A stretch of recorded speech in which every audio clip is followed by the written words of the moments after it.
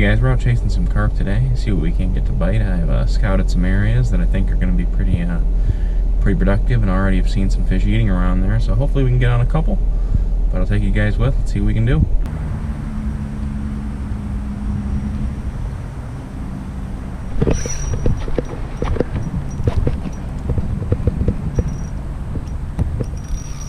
There we go.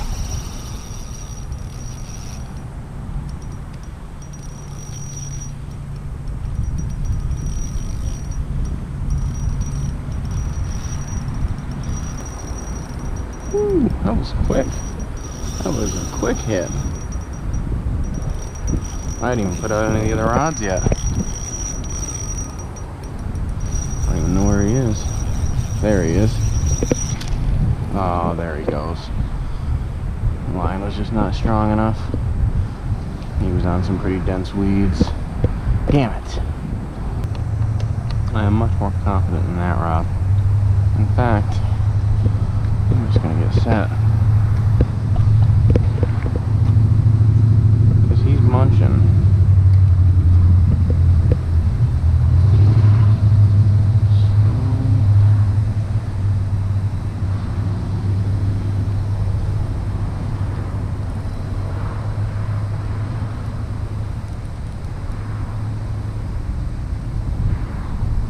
Ooh, he just tapped it and swam away.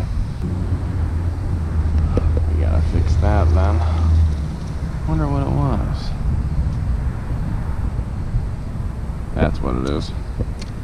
Too much of the hook showing. There's some pretty active fish over there, so at any given moment I may be running over there to help them out, but for now, show you guys how I rig up a carp rod.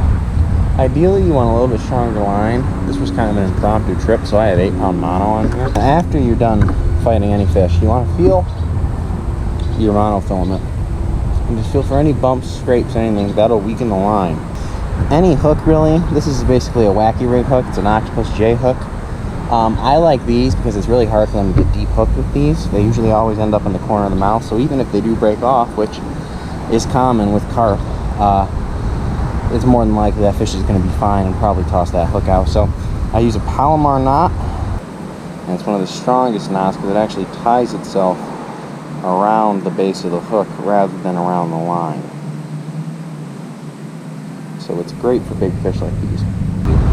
And then up a fair distance, I'd say maybe about 10 inches or so is where you put your weights. I just use regular split shots. Squeeze them down so they don't slide, because if they're close to the hook, they'll spook the fish, which is obviously what we do not want. So that's what your setup should look like. And I just put the corn directly on the hook so that it covers it the entire way. I'll show you guys that now. Now, a lot of carp anglers, a lot of the ones I've seen out in England and where it's a really big sport fishing industry, have special things, special little pieces that will attach a pouch of corn, or kind of like how we have salmon roe sacks over here, like that. I don't do that. I just take the corn and just carefully slide it onto the hook. As you can see, that hook is entirely covered in corn. There's no metal, sharp, shiny objects sticking out so that the carp can see. That's already happened a couple times today, despite me trying my best to make sure it doesn't. So it will happen. You just got to learn to adjust. And you just toss it out and let it sit. Make sure your drag's not too tight, otherwise it'll break the line when it takes it. You want it to be just a nice smooth take if you're not there to set the hook. And there you go. I do that 3 times, and that's what we set out for our carp.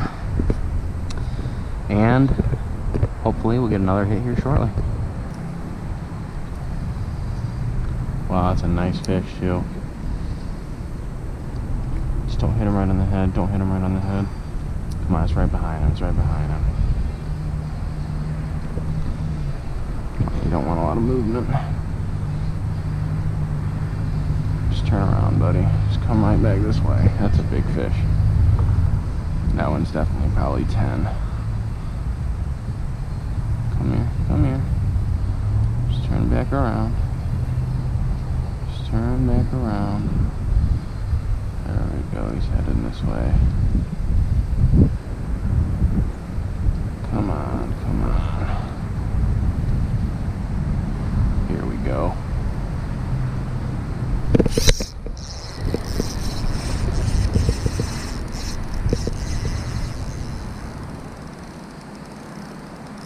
I don't really want him to get in other lines.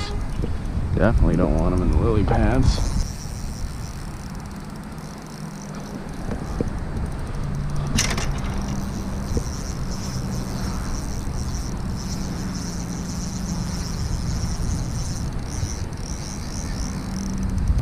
They are really active. They don't have any problem eating right now.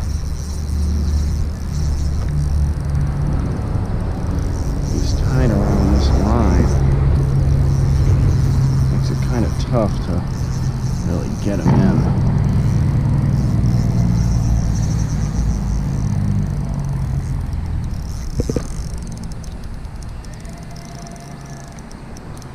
Here we go. Come here.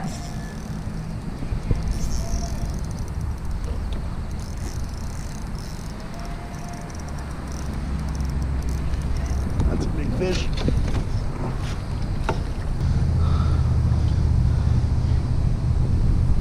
There he is. Oh boy. That is a big fish. I'm gonna run and get the scale real quick.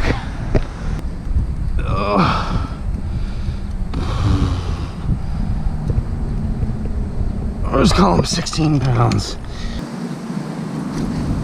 Buddy, let's get a quick show. That's about roughly a 15-pound carp. Trying to get a good angle on him. There's really no great way to hold these. About a 15-pound fish. I'm gonna get him back in the water.